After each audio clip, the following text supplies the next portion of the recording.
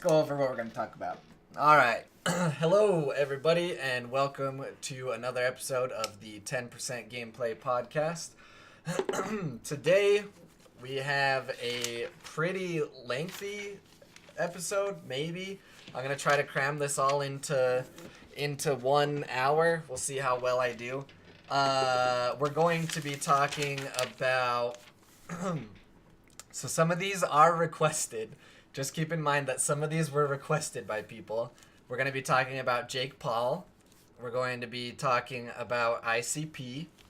We're going to be talking about internet gaming disorder. And then we're also going to talk about Black Panther. And specifically kind of skim over this article here, the tragedy of Eric Killmonger, and my thoughts on it. I thought it was a really good read. We are going to talk about Altered Carbon. I'm just going to tell you a little bit about Altered Carbon, but it's going to be more me coming from getting you to watch it, so there's not going to be any spoilers if you're worried about that. We are going to talk about Full Metal Alchemist, and technically it has no spoilers because I can go over why it doesn't work without saying any spoilers. My throat's itchy today, so that's real good for a podcast. And we are also going to discuss the current state of DC and their movies and their extended universe and so on and so forth. So there's a lot of interaction that will be allowed here. It's just going to be up to me to make sure I don't alienate people who listen to the audio version. So I'm going to do my best. We might watch a trailer or two. So if you're listening to this on audio, I apologize in advance for that. And then the fact that we're going to watch a trailer will probably mean that this video will get flagged and demonetized on YouTube. Not like I can monetize anyways. But, so the people who requested some of the first stuff are not here yet. But I do know that some anime fans are in the chat already. So has anyone other than myself watched the Full Metal Alchemist live action Netflix adaptation yet? Or am I the only one and I'm just going to either ruin your day or save your week depending on your thoughts? Let's go ahead and make sure we get this spread out here. Okay. Yes, alright. So Socks and Boxer says he didn't know it was on Netflix already. So by the time you're hearing this, yes, it is on Netflix. I am also behind, on putting out the audio episodes, so I apologize for that. I apologize to Masuki. I haven't put out her episode. And what's funny about that is I actually made the intro a lot sooner than I usually do, but I just haven't spliced them together. So I was more proactive for about 2 minutes, and then that was about it. So, talking about Full Metal Alchemist. So, first of all, I would not compare it to Death Note. So, it's not going to be that harsh of a conversation here. Death Note was a complete, you could say whitewashing to make things simple. I just like to call it an Americanization. I don't even know if that's proper way to say things, but that's just kind of how I do it. American remakes of One Missed Call, which was awful. Old Boy, which wasn't awful, but it was not good.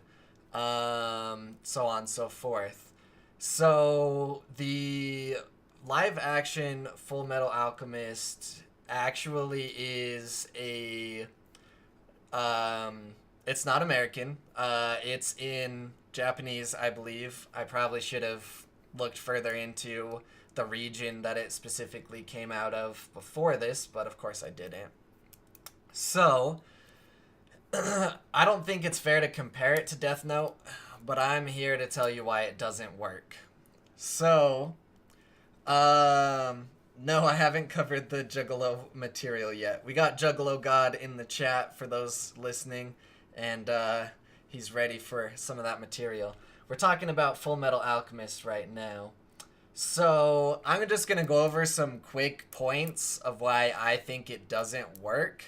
I guess I should pull up Full Metal Alchemist. We are going to get to this as well, though. So this is what we're talking... Wow, I cannot spell. This is what we're talking about right now. So here's my reaction to the Full Metal Alchemist is Beautiful But Hollow review. Review by Nerdist. Okay then, I don't know if I believe that. Anyways, listen to me. Don't listen to whatever Nerdist is saying. All right. Here's my points. So, first of all, I don't think Full Metal Alchemist is a anime that should have ever been brought to live action. I just think there's way too many anime style effects and things like that happen. I think it was, from the start, a really, really bold kind of attempt to try to do a live action Full Metal Alchemist. I mean, you got alchemists, you got people doing all crazy type of like on the spot science, like chemistry, alchemy. I don't know another way to say alchemy. Bringing up freaking boulder monsters, mending stuff on the fly. Like, it was something that was gonna take a huge budget to pull off. So that brings me into my next point. I don't think they had the money. I think it's very obvious that they didn't have the money to go all out with these special effects. Now, they're not terrible, much like a lot of this movie. The things within it are not terrible. It's just not good enough. And when it's a remake of something that already exists, if it's not good enough, or it's not better, or it's not like a revitalization, then what the hell's the point? My other point on why it doesn't work is, in anime, age is kind of different. So in Full Metal Alchemist, I researched this to make sure, and the consensus is, for most of the series, they're around the age of 15.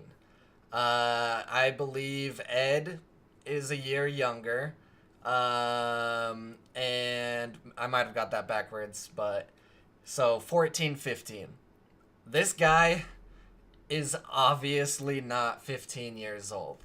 I mean, we could probably look it up. Let's see, Full Metal Alchemist live action. Let's find out how old he is. All right. I think I did say it backwards. So this guy is 24, so almost 10 years older than the character he's supposed to be playing. And I feel like that just makes it feel a lot different and kind of takes you out of the experience. I gotta get my character names right down here because I am getting them mixed up. So, a little backstory. Yeah, so Ed and Al. Al's voice is not good. I'll just say that.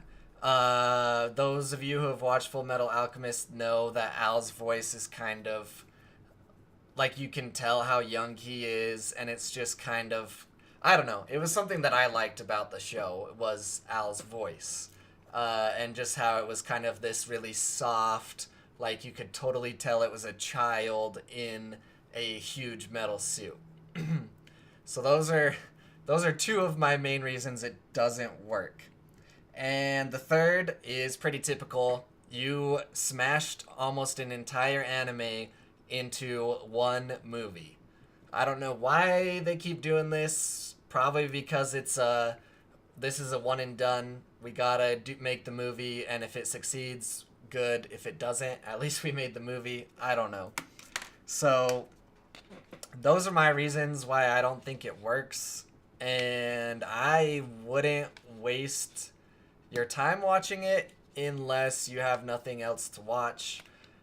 Granted, it is free to watch Full Metal Alchemist live action on Netflix, so you don't lose too much except for your time. If anyone has anything to chime in the chat, I'm open to hearing it. So, Socks and Boxers, I would have loved if they got the actress who does Ed's voice in the anime to play him too. Right? Yeah, I don't know. Like, a lot of people complained about her hair color too, Winnie. And, I mean, that wasn't a huge issue for me. But, I mean, his hair color was freaking Ed's hair color. I gotta remember that I gotta speak this out. Ed's hair color is pretty close to the anime, but it just looks so wrong for some reason. I don't know. Anyways, those are my gripes with Full Metal Alchemist. In the end, it's not terrible. It's not as bad as Death Note. The acting isn't horrible. Most of the story is there, but some of your favorite characters are missing. A lot of people are upset that this certain character is not in it, which is Armstrong. So if you want to watch the Full Metal Alchemist live action movie to see Armstrong, you'll be severely disappointed because he's not in it. Alright. No Armstrong. Yeah, chat's already exploding with that. So, to move on from that, let's see here. We got Juggalo God here. We don't have Sean Spicer, the Juggalo himself. So we're gonna talk about internet gaming disorder for a second. Chat is still upset about no Armstrong, and I very much agree with you, Socks and Boxers. Why even bother? That's pretty much my review of the Full Metal Alchemist live-action movie. Why even bother? I feel like maybe a live-action miniseries would have been better, and if they would have put more money into it, because, I don't know. Anyways... Alright, so internet gaming disorder. So, just to give you a gist of this article, it's talking about how internet gaming disorder is a condition for further study. So it's not an official disorder yet, but they're looking into it being a disorder. It does not include internet-based gambling. They researched that in a different criteria. It is very much more prevalent in Asian countries. And here's, to go over this, here are the lists, or the bullet points of what they think makes up internet gaming disorder. So, repetitive use of internet-based games, often with other players, that lead to significant issues with functioning. 5 of the following criteria must be met within 1 year. So if you have 5 of these issues, I guess you have this disorder, according to a study that they're bringing up. So 1, preoccupation or obsession with internet games. 2, withdrawal symptoms when not playing internet games. 3, a buildup of tolerance. More time needs to be spent playing the games. I don't really understand that. I've never had that situation with me. If anything, the older I've got and the more video games I've played, I play less. But maybe some people built up a tolerance for video games. I don't know. Tell me what you think. The person has tried to stop or curb playing internet games, but has failed to do so. The person has had a loss of interest in other life activities, such as hobbies. A person has had continued overuse of internet games with the knowledge of how much it impacts a person's life. The person lied to others about his or her internet game usage. The person uses internet games to relieve anxiety or guilt. It's a way to escape. I feel like that one's kind of unfair. The person has lost or put at risk an opportunity or relationship because of internet games. So feel free to start telling me what you think about that. My thoughts on internet gaming disorder. It said here, loss of interest, such as hobbies. Is gaming not its own hobby? So maybe that just becomes your main hobby. I know some people have, 3, 4, 5 hobbies, but some people might have, 1 or 2 hobbies. There's people who crochet and that's their end all be all main hobby. So the other thing that I would say is I would compare internet gaming to watching movies a ton, being obsessed with sports and watching sports a ton, or fantasy sports or things like that. Blah, blah, blah. Is it not the same? I would also counter that there are countless studies that show gaming to be really good. They say that surgeons that play video games for 3 hours a week at least experience 37% less errors. That is a surgeon having errors 37% less than someone who doesn't play video games. That's a fucking ton of percent. Let's see, what else did I say? Oh, okay, yeah, so to wrap it up, I would say it just comes down to all things, come in moderation. You should, watch movies in moderation. If you're, for some reason, watching movies to the fact where you're not sleeping and you're up all hours of the night just watching movies, is that not the same? If you do too many drugs, too much alcohol, you masturbate too much, I feel like that is just people with an addictive personality might have this, but how is it the base issue, I guess is what I'm saying. Juggalo God says, I think it seems less harmful right now, but VR has the possibility to turn into something legitimately dangerous.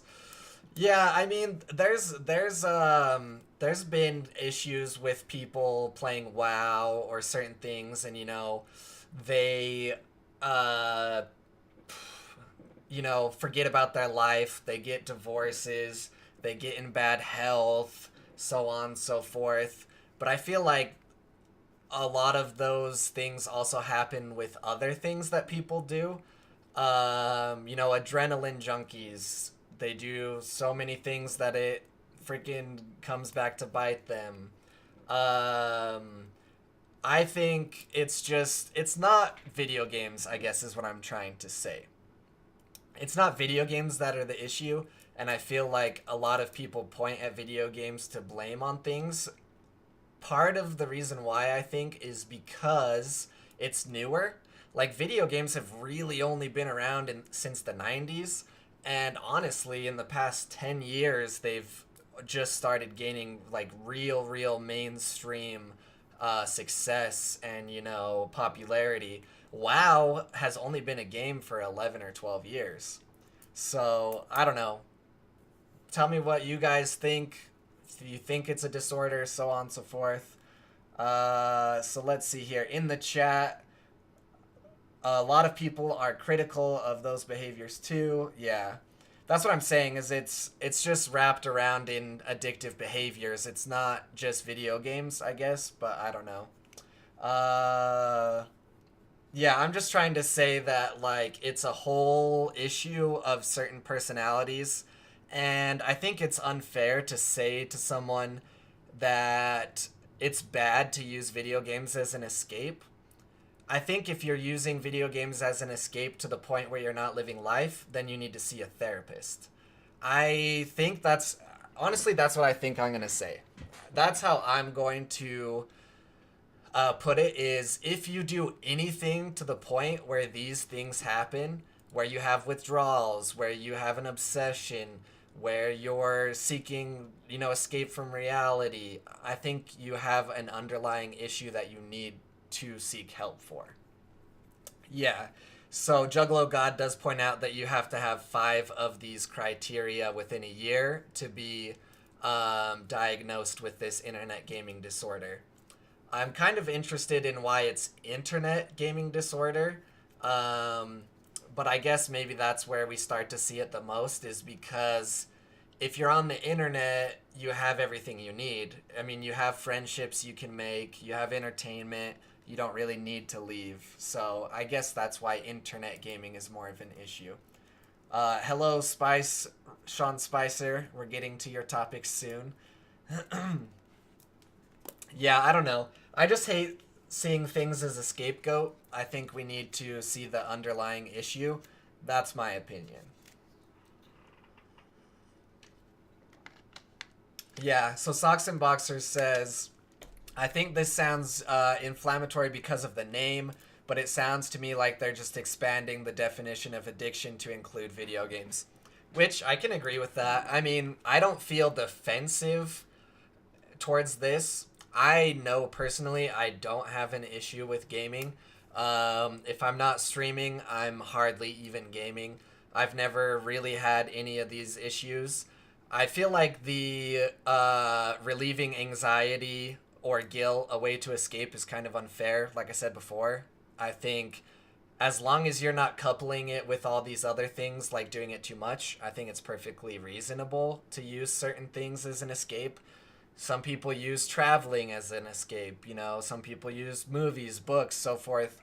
It just gets to the point of moderation, I guess. You'll hear that throughout your whole life. Oh, you can eat candy in moderation, blah, blah, blah, so forth. So, very interesting topic. I'd like to know, anyone listening to the audio version, what you guys think. We're going to jump into 2 quick topics here to get them off my chest, and we never have to talk about them again. So, first of all, starting with Jake Paul. So, Sean Spicer sent me just the Wikipedia article of Jake Paul. I didn't read it because it wasn't something that was concise, and it didn't pose a question. So I'm going to pose a question about Jake Paul based off of my own idea. So let's bring up a picture of Jake Paul for those of you who don't know, and that way if anyone jumps in, they know what we're talking about. So, Jake Paul. My current... Oh, that's a terrible picture. My current philosophy, or not philosophy, I guess question about Jake Paul is he going to have a downfall like his brother? And now when I say downfall, I just mean, media controversy even more than he's already had. So, you know what? Let's bring up news on Jake Paul instead of a picture. So, Jake Paul has had his form of controversy. He's, pissed off his neighbors. He's, been seen on the freaking news being annoying. He did the thing where he decided to put out a video, something about losing his virginity with his girlfriend, with a very questionable thumbnail. That so far is not as bad as what Logan Paul has done. Just to touch on what Logan Paul has done for those people who don't know, filmed a dead body, laughed about it, put it in the thumbnail, put the video up, had a whole apology, thought he was, I didn't think he was going to turn around, but I hoped that he was going to turn around. He came back with a video that was obviously pandering, but I felt like for his audience, it was kind of an important video because they take what he says at face value.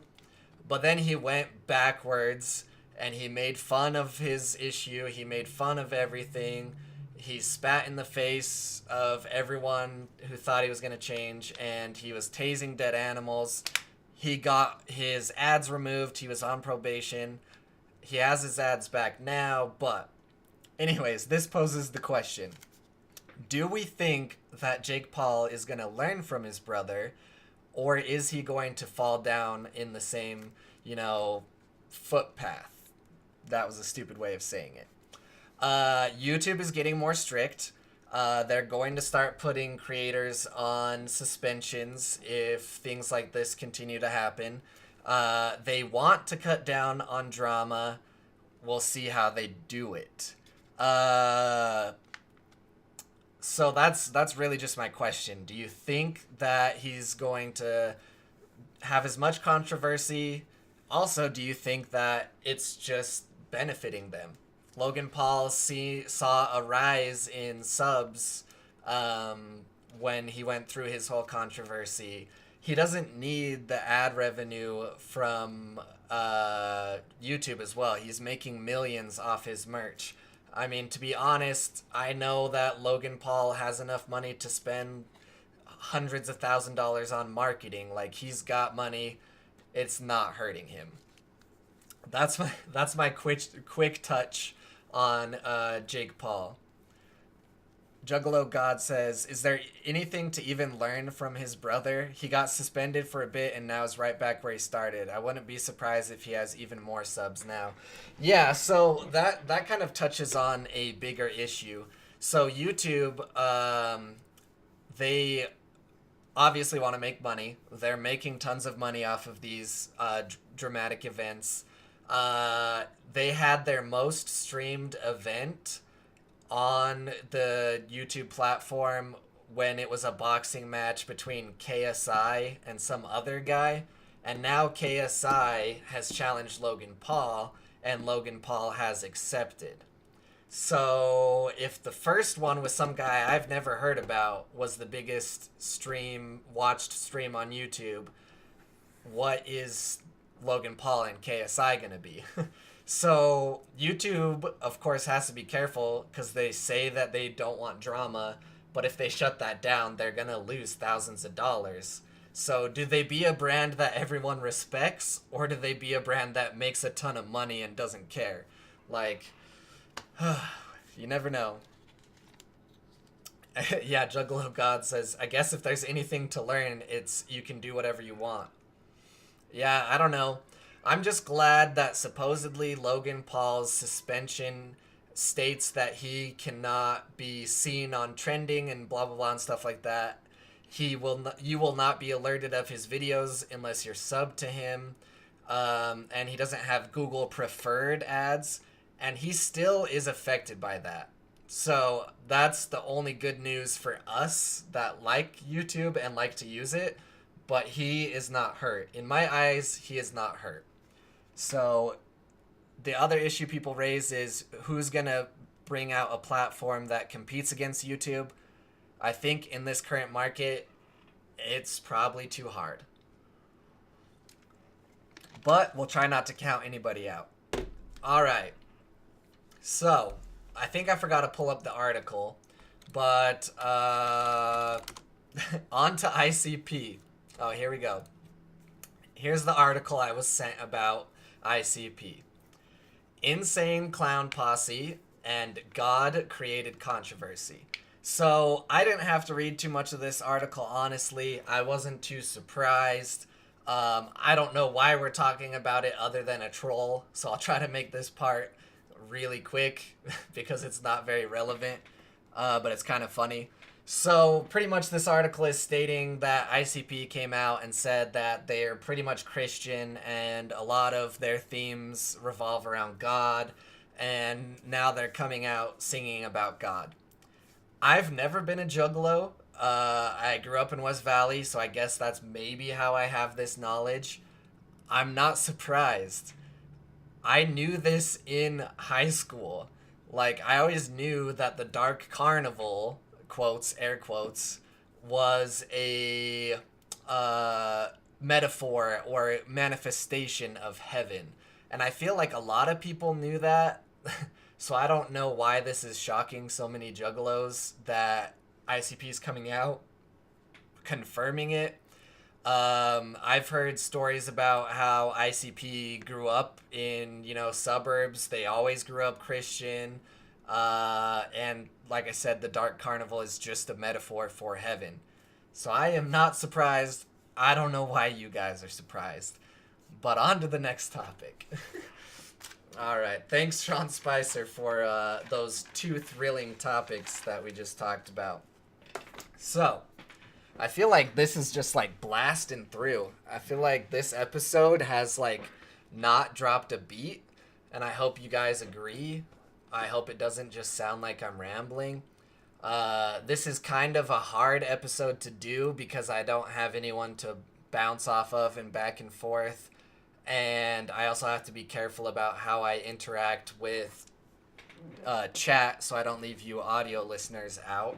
Which we do have audio listeners. So if you've never watched the stream but you listen to the podcast, I appreciate you. Thank you so much for that. And the people who do both, thank you doubly. Thank you 2 times. You are going out of your way. On to the next. I think this is probably the most interesting topic of the podcast.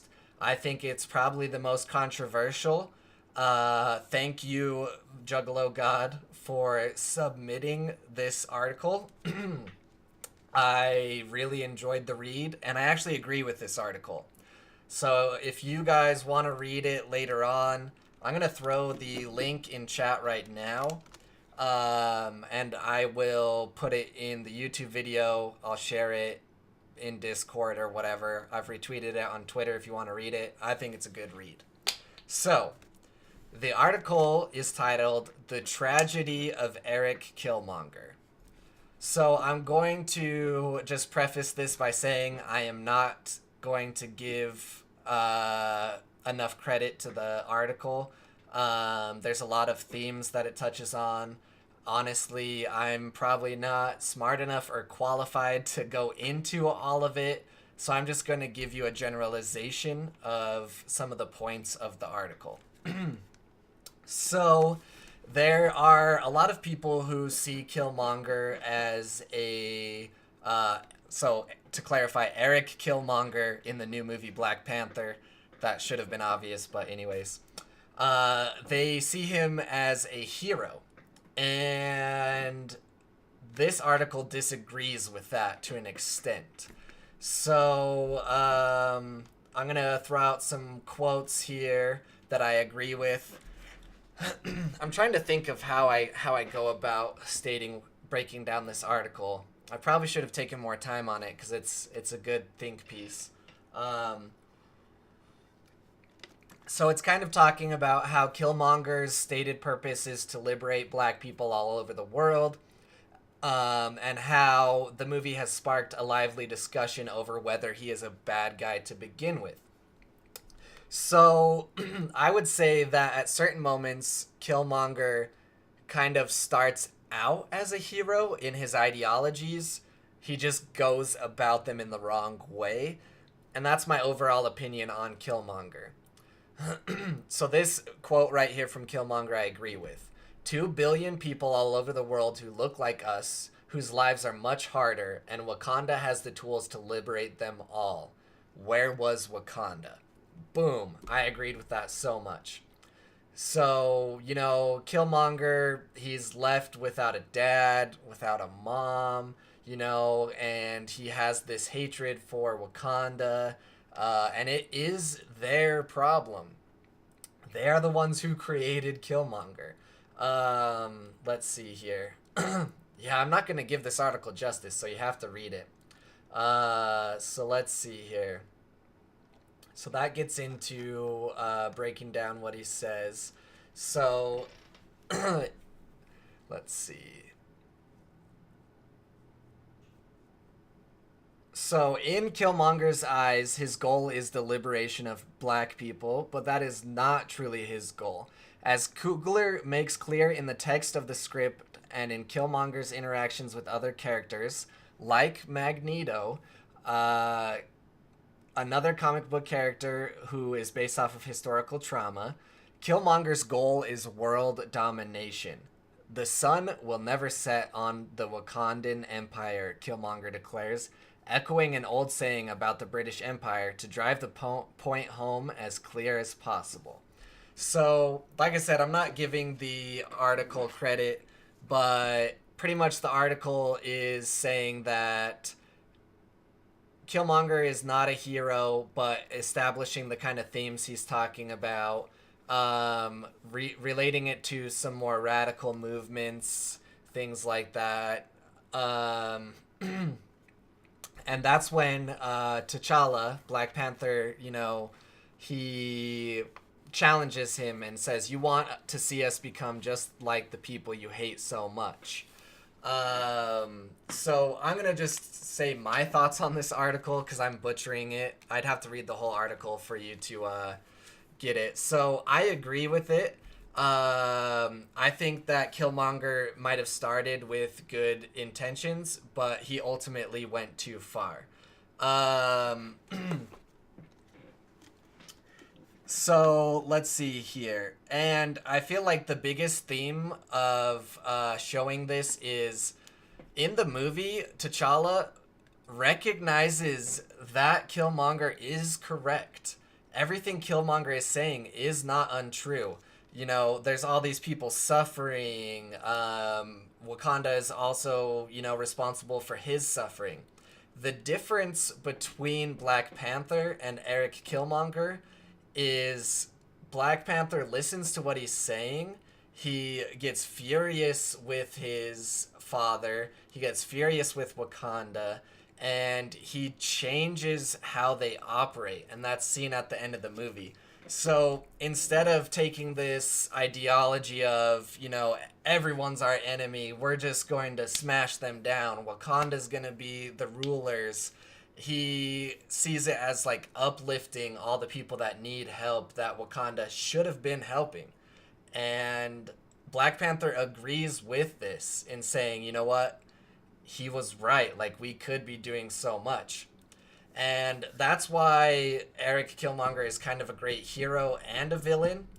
He changes the mind of a hero who previously in the movie stated, I think they have a quote in this article too. But pretty much at the start of the movie, Black Panther states, "What would you have Wakanda do? We have this operating method we've done forever. If we expose ourselves to the world, then we'll put ourselves in danger, and we don't want to do that." By the end of the movie, Killmonger changes his mind. So I feel like I'm really disjointed with this, but it's such a heavy topic that I feel like I'm not too qualified to speak on. But to Black Panther's credit, he's not denouncing all violence, and this article kind of states that, but he's not agreeing with violence for violence sake. And that's kind of the huge difference there. When the movie first started, I kind of hated Black Panther, to tell you the truth. I was on the side of, why are you not helping these people? Why are you being a huge douche? You have all this money. I agreed with those people.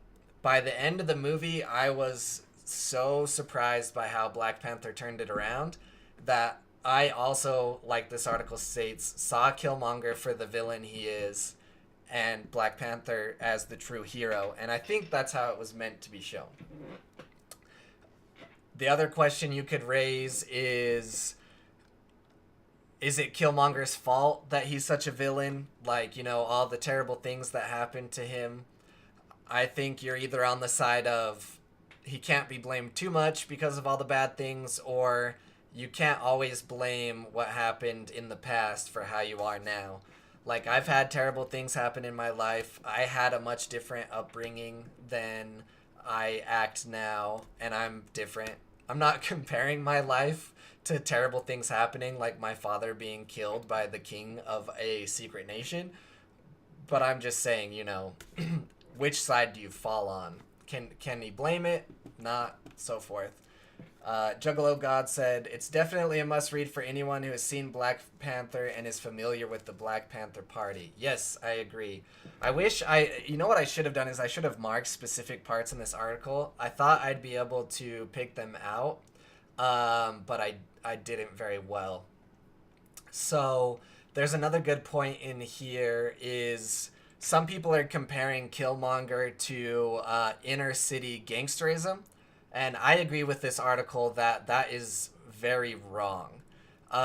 When the movie first started, I felt that it might have gone that way, but I see that wasn't the point. The point wasn't, oh, these people are, just being gangbangers, they're being thugs. The reason that Eric Killmonger's father was collecting weapons was for the same reason that Killmonger was. They thought they could help their people. And in the end the movie shows that wasn't the issue. That couldn't have fixed it. So this article says Killmonger is not a product of the ghetto so much as he is a product of the American military industrial complex.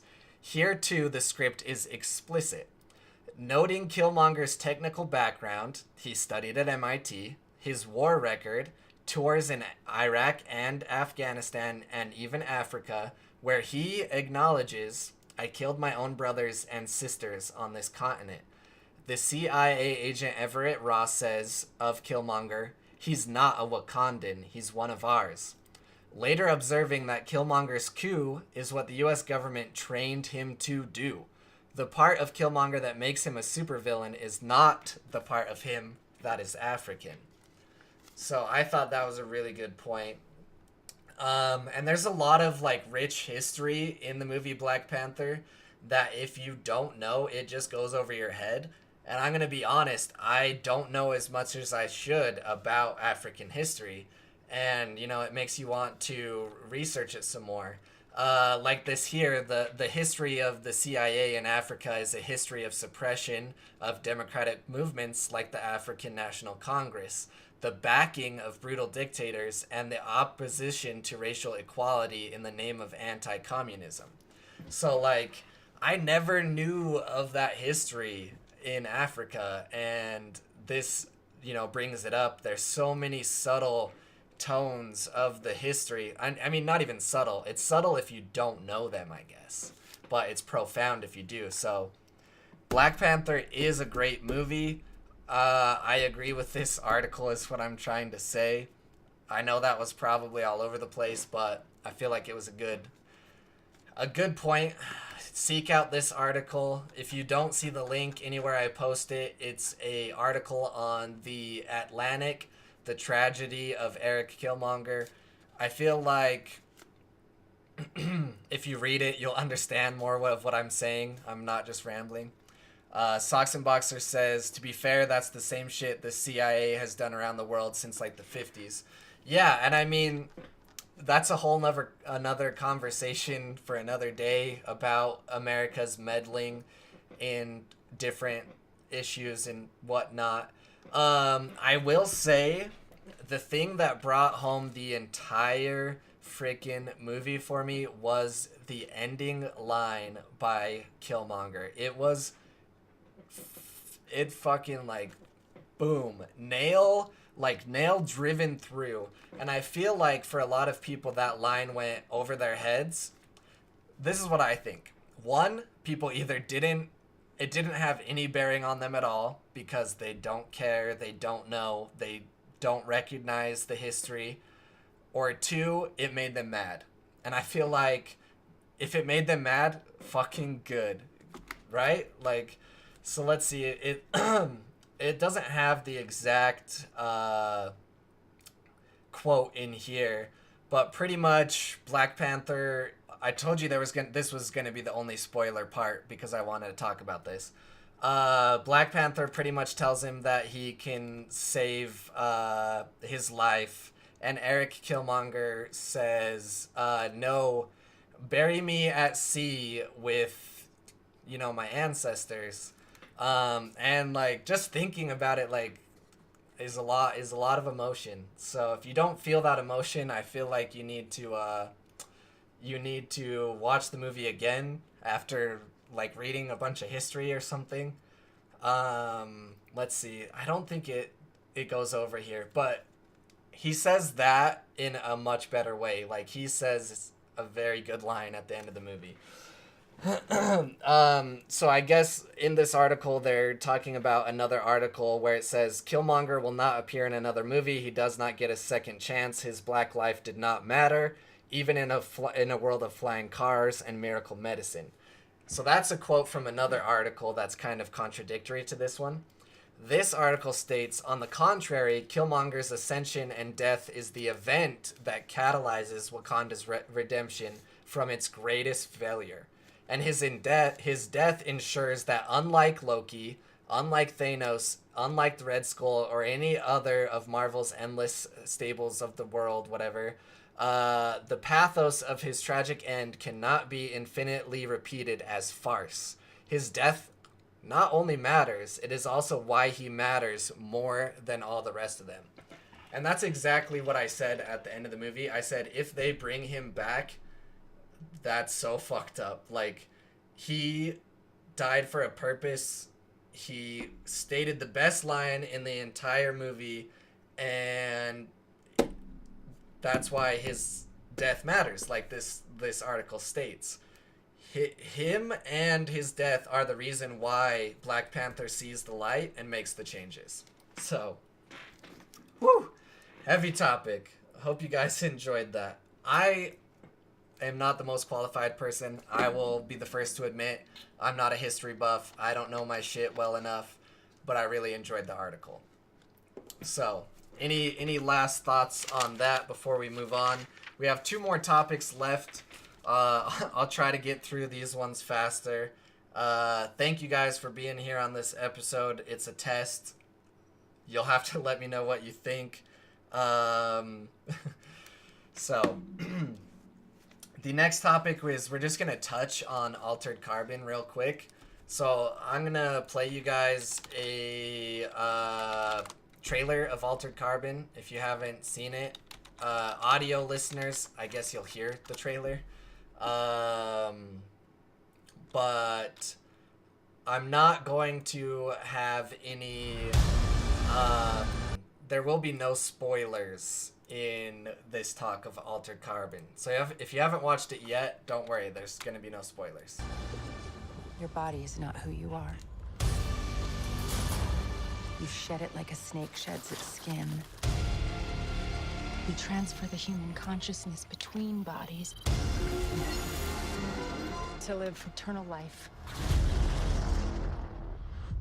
How long have I been down? 250 years.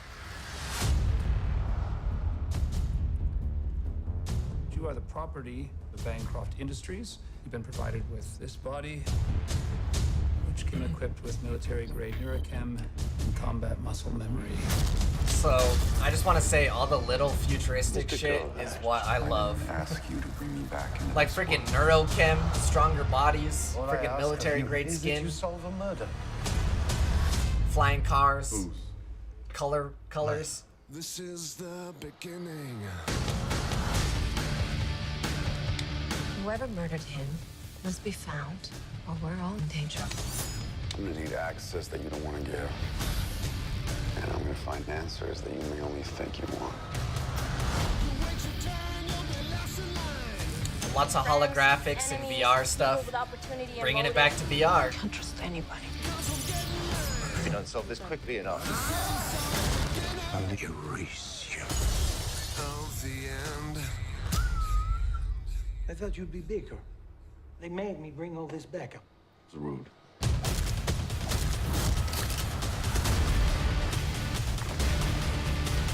There's more here than you're willing to see.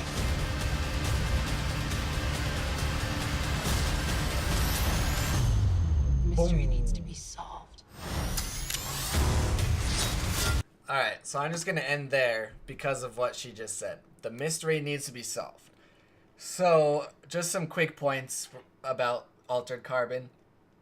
I thought it was great, but I fucking love sci-fi. Anything that is futuristic, that has any new kind of concepts or gadgets, whatever, I'm all about. I can get lost in just the little nuances of, you know, the world. Um, it has really good action, but if you just want high adrenaline action through the whole thing, might not be for you. It's actually more of a mystery than an action movie. And I also really liked that. It keeps you guessing. Is this what happened? Is this what happened? You slowly start to piece it together, and then you throw that out the window because something else crazy happens. It's just really good. It has good cinematography, good acting, and I feel like it's a different kind of sci-fi than we've seen. I could be wrong. I feel like Minority Report kind of has a mystery element, but anyways, thought it was really good, worth a watch, free to watch on Netflix, so you don't have too much to lose. Another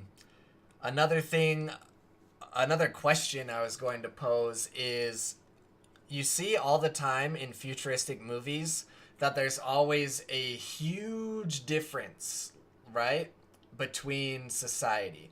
So there's like the people up here are like tons of money, tons of power, and they, you know, have super nice things. They have clones, they have robots, they have all this. And the bottom is even lower than we see today. It's like hyper realistic, I don't know, compared to now. Like the bottom is like people strung out on drugs like a ton. Like there's no chance for them. They're just stuck on the bottom. And my question is are they always like that because we think the world is going to go that way, or it's just an exaggeration of how the world really is? I think maybe a little both. I think we've been in sci-fi movies kind of predicting the wage gap increasing, and now we're just living it, and we're continuing to predict it and continuing to live it. But that's another crazy concept. And it's really complex, and once again, I probably am not qualified to talk on it too much. So, if you have any thoughts on that, real quick, throw them in the chat. If you have anything else you want me to touch on before we end, please throw it in the chat, because we're coming here to the close. The last thing we're going to talk about are DC movies and the current state of the DC movie universe. Let's see here. I want the article with the title that I like. Oh yeah, here we go. So the newest news in the form of DC movies comes with Joss Whedon leaving the Batgirl movie. Quoted, "I really don't have a story." So I probably should have researched the trouble at DC a little more than I did before this, to be honest. But I'm just gonna tell you my opinions on why I think they're having such a hard time, from an outsider looking in. If you have any ideas or thoughts, feel free to chime in. Tell me what you think. First of all, I have a feeling that DC doesn't treat their directors and writers very well. That's just kind of how it seems from a lot of the articles we've seen released. A lot of, you know, directors moving around, directors dropping off, blah, blah, blah, things like that. And I don't think it's, like, necessarily a complete, like, I don't think they're abusing the directors. I think, to me, what it sounds like from the complete and utterly outside is they don't trust their directors. For some reason, if we have to compare it to Marvel, which we will only compare it real quick, I feel like Marvel trusts their directors. They have they have James Gunn, and they've trusted him with Guardians of the Galaxy. It seems like he has a lot of creative control around Guardians of the Galaxy. I mean, he pretty much built the soundtrack that, played throughout the movie. He makes a lot of decisions on it.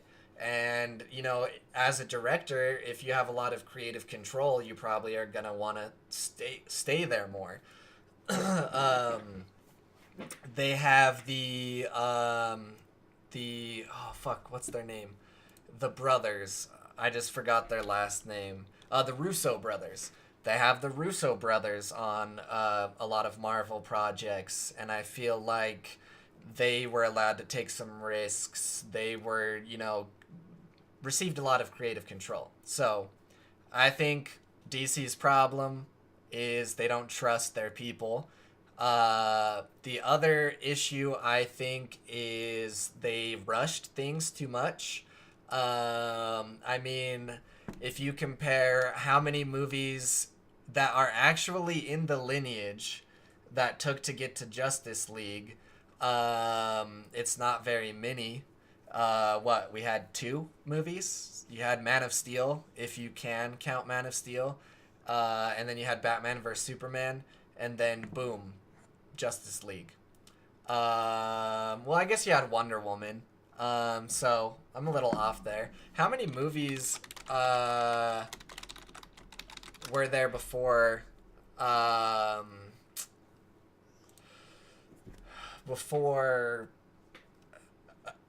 the Avengers? Fuck, I can't even speak.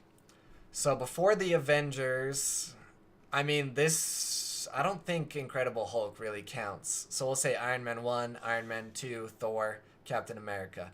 So, I mean, Marvel only had one more movie, but for some reason it just seemed more established. So, the other thing is, I feel like DC is doing it a little more disjointed, which I think can work out. I think Marvel needs to break off a little more, and that will get me more excited back into Marvel movies. DC, they're too disjointed right now, I think. They released Suicide Squad completely separate. There were all these issues about how it's not related. It doesn't exist in the other side of their movies. Batman vs. Superman, things like that. They had their TV shows, which were not related at all to the movies, so on and so forth. I just feel like there's no trust with DC, and they're just kind of disjointed. I'll be honest, I didn't bother seeing Justice League. I don't know what you guys think. I know the diehard DC fans really love Justice League. There's the whole freaking mustache removal controversy, which is just completely stupid. I don't know. Do I think DC can save it, though? I really think they can. I feel like we're going to see it start turning around when their solo movies start coming out. Wonder Woman was absolutely amazing. I have hopes for Aquaman. I have hopes for Flash. If they make a Cyborg movie, I have hopes for that. But I just don't know. Right now, DC has a lot of groundwork to make up to get people that aren't diehard fans interested. The other downside is they're probably still making enough movie that it doesn't even matter. Like Suicide Squad 2 is moving ahead. That movie got tanked and ragged on a whole bunch. Last I heard, there's no issues with it moving ahead. So, will they learn and will they change? Maybe. Probably not. Who knows? So, that actually ends all the topics we have here for today. We're right here at just about over an hour with the podcast episode. If you guys have any last questions or anything you want to throw out in the chat, just let me know and we'll touch on those real quick. Just want to thank you guys for coming here. This episode, of course, was kind of off the rails, kind of different than we do. We should be back next week with another interview, I think. If the one that I think I set up doesn't work out, I will find one. Did I schedule one? That is the question. Let's see. I don't know. I'll look into it. When I first started, I scheduled a bunch out, and then I stopped because I wasn't sure if I wanted to keep it going. So if you guys want the podcast to stay around, let me know. Let me know what you would change. Let me know what kind of episodes you would want to see, especially those people who only listen to the audio version. Let me know what you think. I'd love to hear your thoughts on how you would like to see the podcast stay around. If you would like it to go away, I'm open to all thoughts. But that is the end of the podcast part. We just got to throw a raid now.